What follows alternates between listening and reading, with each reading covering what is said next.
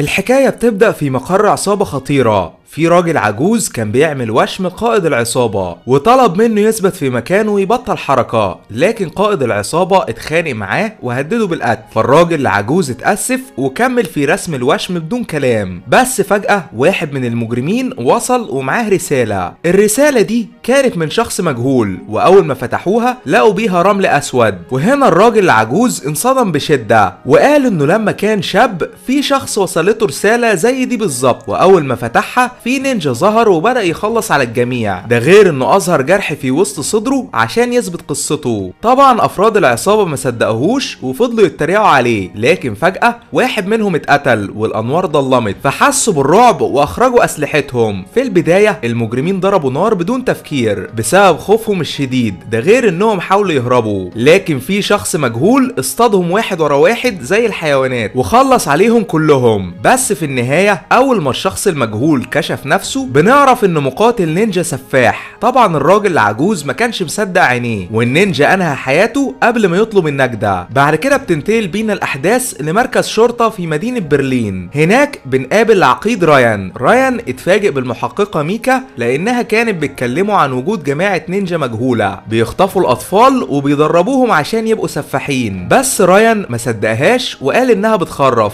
لكنه وافق يساعدها بالتحقيق في النهاية لانها قدمت ادلة قوية. في الوقت ده ريزو كان في مغسلة الملابس. ريزو شاب بسيط واتفاجئ ببنت جميلة طلبت منه يساعدها، ولما بص في عينيها قدر يكشف انها مقاتلة نينجا متخفية وعايزة تخلص عليه، فبدأ يقاتلها بمهارة. اما صاحب المغسلة فاق من النوم على صوت القتال، ولما خرج اكتشف ان مقاتلة النينجا ميتة وموجودة في احدى الغسالات. بعد كده ريزو روح البيت الخاص بيه، ولما كشف اسلحته بنعرف انه مقاتل نينجا محترف. ريزو افتكر ايام زمان لما معلمه قدمه لكل التلاميذ في مدرسة النينجا عشان يبدأ التدريب ويبقى سفاح عديم الرحمة. ولما كان بياكل مع أصدقائه المعلم أظهر لهم تقنية سرية بتمكنهم من علاج جروحهم في ثواني. ده غير إنه كان بيجبره يحارب باقي التلاميذ في قتالات مدمرة، وقال له ما ينفعش تتردد وانت في المعركة لأن خصمك مش هيرحمك. ريزو كان بيتمرن على مسامير خشبية لأنه اتعلم يتحكم في أعصابه وما بقاش يحس بأي وجع، لكنه اتذكر لما معلمه كان بيختبره وبيضربه لانه ما التزمش بالتدريبات، وفي يوم من الايام ما كانش قادر ينام من الوجع. بس في بنت من زملائه اتسللت بهدوء وعالجت جروحه عشان تخفف الالم، وقبل ما ريزو ينام فضل يفكر فيها طول الليل. بالوقت ده المحققة ميكا قابلت سيدة عجوزة. السيدة دي تبقى زوجة عالم آثار بيبحث عن النينجا اللي بيخطفوا الاطفال، ومع ان العالم ركب انوار في كل حتة حوالين بيته عشان يدافع عن نفسه، في مقاتل نينجا قدر يغفله وخلص عليه. فميكا طلبت من السيدة فيديوهات كاميرات المراقبة عشان تحقق فيهم، وقدرت انها تلمح ريزو وهو بيتسلل للبيت، فقررت تبحث عنه وتوصل له بأي طريقة. اما ريزو جهز اسلحته وبدأ يتدرب بشراسة. الاسلحة المفضلة عند ريزو هم سيوف الكاتانا والخطاف لانه ماهر جدا في استخدامهم وملهوش حل. بس في وسط التمرين افتكر انه لما كان شاب مراهق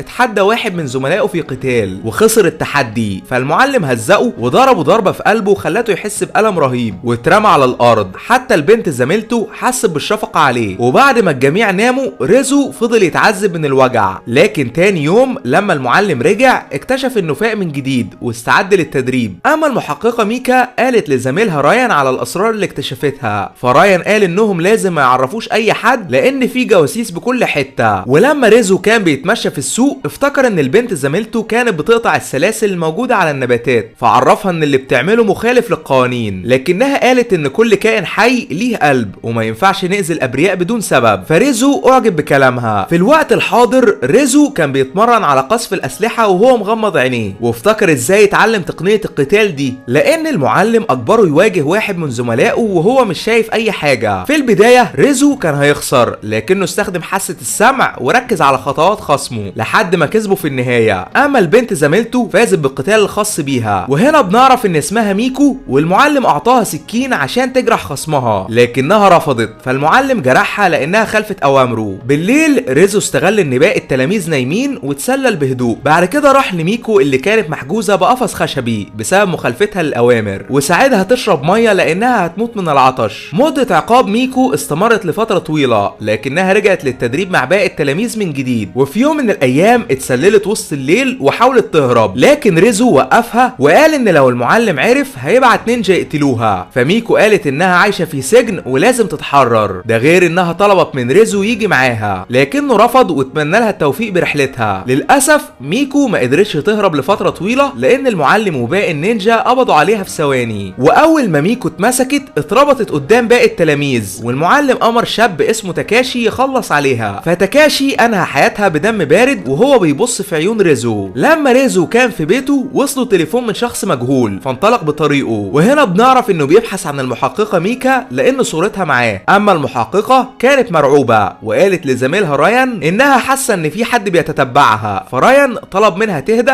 وتسيطر على اعصابها. بعد ما ميكا رجعت البيت اتفاجئت ان الكهرباء قطعت، ده غير انها كشفت رساله مجهوله، ولما فتحتها لقت بيها رمل اسود، واتفاجئت بنينجا عايز يخلص عليها، بس مقاتل نينجا تاني معاه خطاف انقذها على اخر لحظه. طبعا ميكا حست بالرعب وبدات تضرب نار في كل حته، بس من حسن الحظ مقاتل النينجا صاحب الخطاف انتصر بالنهايه وانقذ حياتها. ميكا اكتشفت ان مقاتل الخطاف يبقى هو ريزو، وقالت له انها شافته قبل كده في شريط فيديو. فريزو قال انهم لازم يهربوا لان في جيش نينجا هيوصل قريب. بالفعل ريزو وميكا هربوا من المكان، وبعد فتره قصيره مجموعه مقاتلين نينجا ظهروا واتفاجئوا ان صديقهم مات، فعزموا على الانتقام. مع ان ريزو كان واحد من النينجا الا انه انقلب عليهم بسبب دمويتهم وقلبهم البارد ولانهم قتلوا ميكو. فالمحققه قالت انها تعرضت للهجوم لانها كشفت اسرار النينجا. وهنا ريزو افتكر لما المعلم امره يقتل شخص عشان يترقى ويبقى نينجا محترف. في البدايه ريزو استغل ان الشخص ده في مكان معزول وحاول يغفله ويخلص عليه، لكنه كان ضخم وقوي ونزل فيه طحن بدون رحمه. بس من حسن الحظ ريزو تحمل ضرباته واستمر في قتاله لحد ما دمره وانهى حياته تماما. بعد كده صعد لمبنى عالي وهناك قابل المعلم وباقي النينجا. في البدايه المعلم حياه وقال انه لازم يقتل بنت مسكينه عشان يثبت ولاءه ليهم. واول ما ريزو شاف البنت افتكر ميكو وفقد اعصابه، عشان كده هاجم المعلم وانقلب على النينجا. للاسف ريزو كان لوحده والنينجا كتير جدا، ومع انه قاتل لحد اخر نفس الا انهم دمروه تماما ووقعوه من اعلى المبنى وسط الميه. ريزو اخذ المحققه لبيته وطلب منها تغير هدومها عشان النينجا ما يقدروش يتتبعوا رائحتها. بعد كده المحققه ميكا اتصلت على زميلها رايان وقالت له ان في مقاتل نينجا ساعدها، فرايان قرر يقابلها في مكان مهجور عشان ياخد منها باقي المعلومات. بالفعل ريزو وميكا راحوا عشان يقابلوا رايان، واول ما وصلوا فجأة مجموعة ضباط عمليات خاصة ظهروا وكهربوا ريزو. طبعا ميكا اتفاجئت من اللي حصل واتخانقت مع رايان، فرايان قال ان ريزو قاتل خطير ولازم يتم القبض عليه باسرع وقت. للاسف ريزو اتمسك واتسجن من الضباط، ومهما ميكا حاولت تقنع رايان يخرجه كان دايما بيرفض طلبها. لما ميكا حاولت تشرب ريزو ميه لانه عطشان عرفها ان في مقاتلين نينجا هيوصلوا بعد 5 دقايق، فحاولت تبلغ رايان وتحذره لكنه ما صدقهاش وفضل يتريق عليها. بس فجأة وبدون سابق انذار الاضواء كلها ضلمت ومقاتلين نينجا خرجوا من وسط الظلال وخلصوا على اي حد بطريقهم. طبعا المكان انقلب لفوضى والضباط بدأوا يموتوا واحد ورا التاني، لكن ميكا قدرت تاخد مفاتيح السجن وانطلقت باقصى سرعتها عشان تحرر ريزو. اول ما ريزو فك القيود خلص على واحد من مقاتلين نينجا واخد ميكا عشان يهرب بيها من المكان المشؤوم ده. ميكا وريزو شقوا طريقهم بشجاعة وسط المخاطر لحد ما ريزو طلب من ميكا تهرب لانه حاسس ان في مقاتلين نينجا موجودين قريب. بالفعل ميكا ركبت سيارتها، ومع ان في مقاتلين نينجا هجموا عليها الا انها قدرت تتصدى ليهم ونجت باعجوبة. اما ريزو واجه جيش كامل من النينجا وكانوا عايزين يقتلوه لانه خان جماعتهم وانقلب ضدهم. في البداية ريزو استخدم الخطاف الخاص بيه وقدر يتصدى لاعدائه بمهارة، لكنه فقد الخطاف واضطر يقاتل باستخدام سيف الكاتانا. للاسف مقاتلين نينجا كانوا كتير جدا، ومهما ريزو حاول يتصدى لهم ما كانش قادر، فاضطر يهرب للشارع واستمر في القتال. بس في نينجا ظهر فجأة وجرحه في بطنه. قبل ما النينجا يقتل ريزو ميكا ظهرت بعربيتها وانقذته على اخر لحظة. بعد كده الاتنين هربوا بسرعة البرق ورجعوا البيت. في النهاية ريزو فقد الوعي بسبب اصابته الشديدة، فميكا خرجت عشان تتصل على رايان وطلبت منه يحضر ومعاه الدعم، لكنها اول ما حاولت ترجع البيت لاحظت ان في مقاتلين نينجا ظهروا واخدوا ريزو معاهم. للاسف رايان وباقي ضباط الشرطه وصلوا متاخر. اما ريزو اتمسك من النينجا، ولما كان في الطريق استخدم تقنيه سريه عشان يداوي جروحه. بعد فتره قصيره ريزو وصل للمعلم اخيرا، وهنا المعلم قال انه كان هيبقى زعيم النينجا لما يكبر، لكنه خانهم كلهم. فريزو شتمه لانه قتل ميكو. طبعا المعلم اتعصب وعرض ريزو امام باقي النينجا وبدا يعذبه بسبب خيانته، لكنه اتفاجئ ان في جهاز تتبع المحققه ميكا زرعته في بطنه. ده غير ان في جيش كامل من الضباط اقتحموا المكان ونزلوا طحن في النينجا باستخدام الرشاشات. رايان والضباط اتباعوا فاجئوا النينجا بذكاء وخلصوا على جزء كبير منهم، حتى ميكا انضمت للقتال. اما ريزو دخل المبنى الرئيسي عشان يدور على المعلم وينتقم منه، لكنه اتفاجئ ان في مجموعه مقاتلين نينجا حاصروه من كل اتجاه وحاولوا يخلصوا عليه. في البدايه ريزو استخدم المهارات اللي اتعلمها وتصدى لهجماتهم باعجوبه، ولان قدراته اسطوريه بالكونج فو واستخدام الاسلحه هزمهم كلهم الا مقاتل واحد بس. لما المقاتل ده كشف قناعه بنعرف ان هو تاكاشي نفس الشاب اللي قتل ميكو. فريزو اتعصب بشده والاتنين نزلوا طحن في بعض. ريزو وتاكاشي كانوا متعادلين لانهم اتدربوا تحت ايد نفس المعلم، لكن مع الوقت ريزو تفوق عليه وانهى حياته تماما. بعد كده راح يدور على المعلم لانه خطفه من اهله وهو صغير واجبره يبقى سفاح عديم الرحمه. اول ما المعلم شاف ريزو استخدم تقنيه نينجا سريه واختفى في ثواني. بعد كده حاول يغفله وهاجمه من ظهره، لكن ريزو تفاداه بسرعه البرق. للاسف المعلم كان ماهر جدا، ومهما ريزو حاول يهزمه ما كانش قادر بسبب خبرته العاليه، والاتنين فضلوا يتقاتلوا لحد ما وصلوا لغرفه ممتلئه بالنيران. فالمعلم سيطر على ريزو ومسكه طحنه، لكنه قبل ما يقتله ميكا ظهرت وحاولت توقفه، فالمعلم طعنها بدم بارد. وهنا ريزو حس بالغضب الشديد واستخدم تقنيه نينجا سريه عشان يتحرك بسرعه رهيبه. بعد كده شرح المعلم بسيف الكتانه الخاص بيه ودمره تماما من اجل الانتقام لكل الناس الابرياء اللي قتلهم. في النهايه ريزو انتصر وقدر انه يوصل ميكا لرايان عشان يعالج جروحها وتاكد انها بخير. بعد ما مدرسه النينجا اتدمرت ريزو افتكر صديقته ميكو وحس بالسعاده لانه انتقم ليها اخيرا. وده كان ملخص الفيلم. اشترك عشان توصلك اقوى الملخصات كل يوم، واشوفكم عما قريب باذن الله.